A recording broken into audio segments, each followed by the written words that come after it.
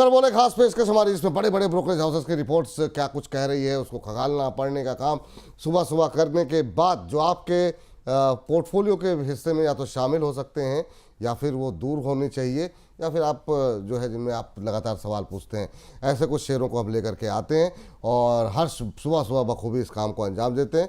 हमारे साथ जुड़ चुके हैं। हर्ष, बताइए आज का पहला काउंटर कौन सा है? डॉक्टर अग्रवाल आई और हम लोगों ने देखा था कि कल मर्जर की खबरों से खूब पिटाई हुई थी स्टॉक की। तो सबसे पहले स्क्रीन पर लेके आते हैं हम लोग। देखिए, मॉर्गन स्टैनली की रिपोर्ट है, ओवरवेट की सलाह दी है और 494 प्रति शेयर के भाव का इन्होंने लक्ष्य दिया है। सबसे पहले इनका ये कहना है कि जो मर्जर हुआ है वो बोर्ड ने जो मंजूरी दी है वो कंपनी के लिए फ़ायदेमंद है यहाँ पे। दूसरी चीज़ इनका कहना है कि अगर आप डॉक्टर अग्रवाल हेल्थ केयर के पास, अब डॉक्टर अग्रवाल आई हॉस्पिटल से के में पहले में 71.9% हिस्सेदारी थी। इससे अब क्या हुआ, अब ये देखिए कि अगर इन दोनों के हिसाब से देखें तो क्वार्टर वन में जो मुनाफे में योगदान है वो 23% बढ़ता हुआ दिखा है।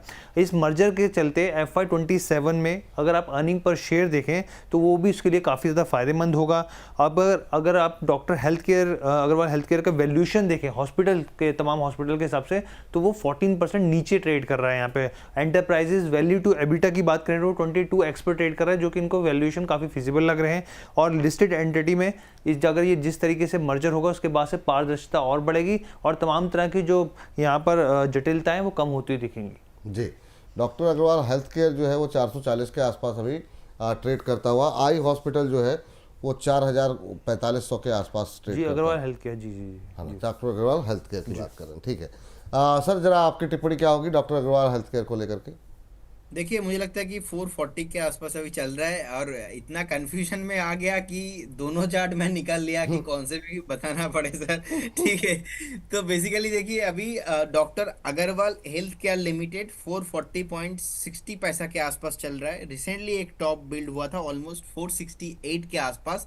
उसके बाद धीरे धीरे स्टॉक जो है अभी एक हेल्दी करेक्शंस पे आया है। नेगेटिव नहीं है, ट्रेंड पॉजिटिव ही है।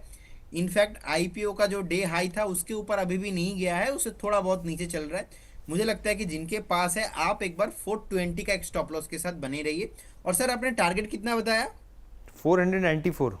494। 494। सर, मुझे लगता है कि अगर स्टॉक 475 के ऊपर एक बार वीकली बेसिस पे सस्टेन होता है तो 94 का टारगेट तो इजीली आ जाएंगे। उसका टारगेट उससे भी थोड़ा ज्यादा है, 530 550 इजीली पॉसिबल होगा, क्योंकि इसका अभी इमीडिएट लेवल पे जो सपोर्ट जो रेसिस्टेंस मुझे समझ में आ रहा है वो है 470 475 का अराउंड।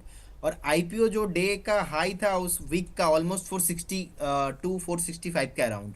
सो मैं थोड़ा और हायर टाइम फ्रेम में ही लेके जा रहा हूँ और थोड़ा मैं महंगा खरीदूंगा, अभी नहीं खरीदूंगा। अभी खरीदेंगे तो वो अपना एनटीपीसी ग्रीन वाला सिचुएशन हो जाएगा, 6 महीना हो गया, 8 महीना हो गया, कभी भी अपना 130 के ऊपर ही नहीं आया था। तो अभी इसकी इसी वजह से, इसी सेम स्ट्रैटेजी से हम एक बार इसको 475 के ऊपर बाय करेंगे, महंगा खरीदेंगे। उस केस में स्टॉप लॉस मेंटेन करेंगे 440 का। उस केस में मिनिमम टारगेट आना चाहिए 4 जो 550 560 इजीली पॉसिबल होगा। तो ठीक। 475 के ऊपर बाय करना है, उससे पहले नहीं। जी, इस बीच पूजा जी हैं, कह रही हैं sir I am old follower, आप भूल गए हैं।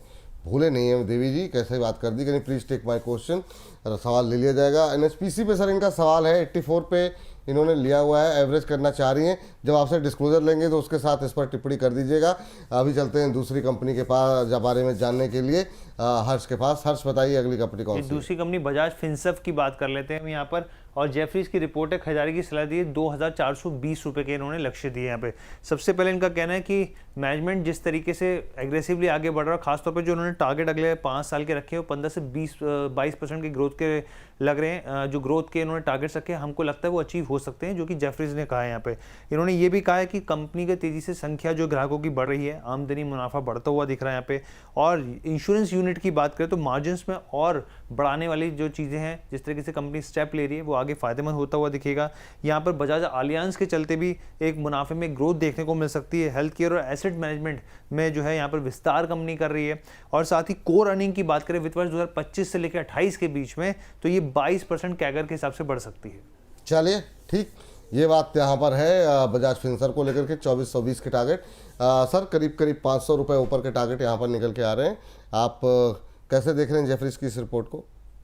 विपुल जी, देखिए, डेफिनेटली पॉसिबल है और एक अट्रैक्टिव वैल्यूएशन के आसपास ही अभी चल रहा है। मुझे लगता है कि एक बार मैक्सिमम 1904 1900 के आसपास आपको दिखाई दे सकता है। फंडामेंटल भी बहुत अच्छा है, 3,07,000 करोड़ के आसपास तो मार्केट कैप है। आप प्रॉफिट ग्रोथ देखेंगे बहुत ही अट्रैक्टिव है, ऑलमोस्ट 14.2% के आसपास प्रॉफिट ग्रोथ है। लास्ट 7 साल का एवरेज जो सेल्स ग्रोथ है वो है 22%, तो 22% सेल्स ग्रोथ है, वो भी बहुत बढ़िया है। नीट प्रॉफिट आप देखेंगे 18,672 करोड़ के आसपास नीट प्रॉफिट पोस्ट किया है। सो अट्रैक्टिव वैल्यूएशंस है, और लगातार हमने देखा थोड़ा बहुत वॉलेटाइल रहा है, लेकिन 2020 के बाद भी इन्वेस्टर्स को रिटर्न बहुत दिया है। सो अभी के लिए विपुल जी मुझे लगता है कि एक स्टॉप लॉस मेंटेन करना बहुत इंपॉर्टेंट है। जिनके पास ऑलरेडी एग्जिस्टिंग पोजीशन है वो रहेगा 1825, 1825 में एक स्टॉप लॉस मेंटेन कीजिए। आप चाहो तो एक बार बाय करके जा सकते हो, लेकिन करेंट जोन से बाय करने की कोई ज़रूरत नहीं है। मार्केट का माहौल अच्छा नहीं है, तो बाय ऑन डिप करने का रहेगा। आपको कभी भी अगर आपको स्टॉक 1900 के आसपास मिलता है, 1890 के आसपास मिलता है, तो 1890 से लेके 1900 ये जो रेंज है, इस रेंज के आसपास कभी भी मिलता है तो बाय ऑन डिप करके जाइए। मुझे लगता है कि इजीली जो पहला टारगेट होगा इसमें 2080, एंड उसके बाद मुझे लगता है कि एक बार 2250-2300 तक जा सकता है। बट उसके ऊपर जाना मुझे लगता है कि थोड़ा टाइम टेकिंग वाला यहाँ पे मामला है, तो थोड़ा टाइम देना चाहिए। और एक बात ध्यान रखिए, बजाज फिनसर्व एक ऐसी कंपनी है ऑलवेज अपना ऑल टाइम हाई से मिनिमम 50 से 20% नीचे आता ही है। लास्ट 2021 के बाद ये जो ट्रेंड है ये शिफ्ट हुआ है। उस टाइम पे हमने देखा कि 1891 का हाई था, हमने देखा कि सीधा सीधा 40% का जो है एक बार डिप लगा है। तो ये जो वॉलेटाइल है, इस वॉलेटिलिटी के चलते आपको स्ट्रिक्टली स्टॉप लॉस मेंटेन करके जाना है।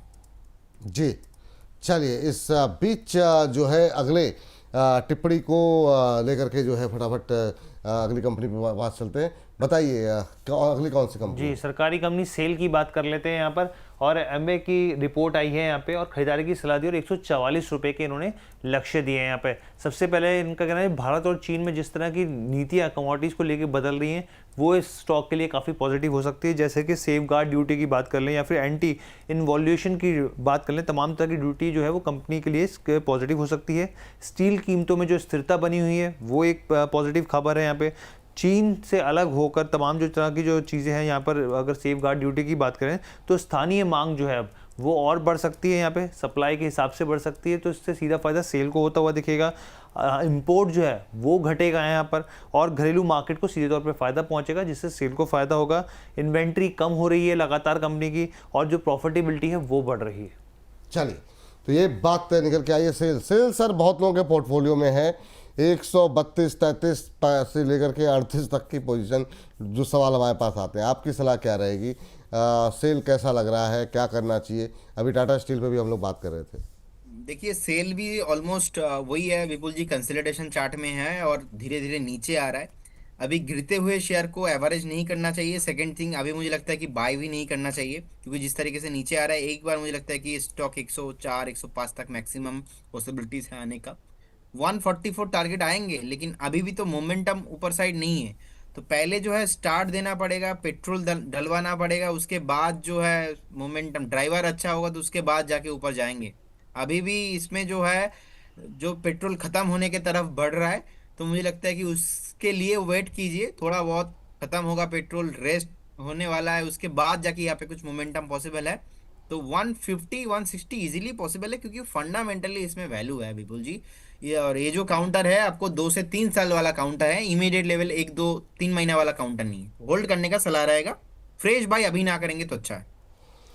फ्रेश भाई अभी ना करें तो ज़्यादा अच्छा है, ये सलाह निकल करके आती हुई। अगली लास्ट कंपनी कौन सी है हर्ष? जी, टेक्सटाइल सेक्टर से जुड़ी अरविंद लिमिटेड। और हम सब देख रहे हैं कि जिस तरीके से 50% टैरिफ की मार जो है खासतौर पर टेक्सटाइल सेक्टर को देखने को मिली, तो ऐसे में यहाँ पे एंटीक की रिपोर्ट आई है, होल्ड की सलाह दी और 330 रुपये के इन्होंने लक्ष्य दिए।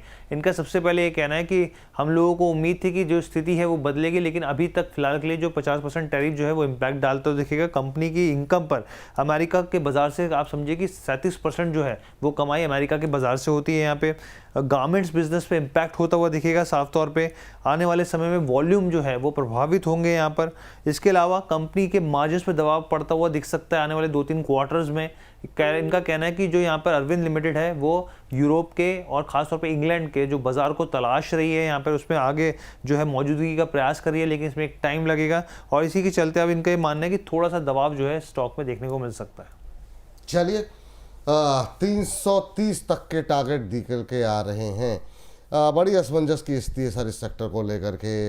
जीएसटी के कट से उछलें कि यूएस के प्रेशर से टूटें, क्या करेंगे आप? देखिए विपुल जी, थोड़ा सेल्स ग्रोथ नेगेटिव रहा है लास्ट 3 से 4 साल में, एंड रिटर्न ऑन इक्विटी भी नेगेटिव रहा है, ऑलमोस्ट नेगेटिव 10% के आसपास। और डिविडेंड अच्छा कंपनी ने प्रोवाइड किया है। टेक्निकली देखा जाए तो अरविंद जी लिमिटेड अपना जो इंडस्ट्री का जो वैल्यूएशन है उससे थोड़ा नीचे ही चल रहा है अभी भी। लेकिन जिस तरीके से हमने देखा कि ओवरऑल टेक्सटाइल सेक्टर्स पे जिस तरीके से सेलिंग प्रेशर देखने को मिला है, इमीडिएट लेवल पे ऐसा कुछ भी बाउंस बैक मुझे नहीं दिखाई दे रहा है। एक बार 250, 255, 260, मैक्सिमम 250 से 260 के आसपास मुझे लगता है कि रीटेस्ट होने का हाई पॉसिबिलिटीज बन रहा है। तो एक बार करंट जोन से अवॉइड करने का सलाह रहेगा अभी। जी।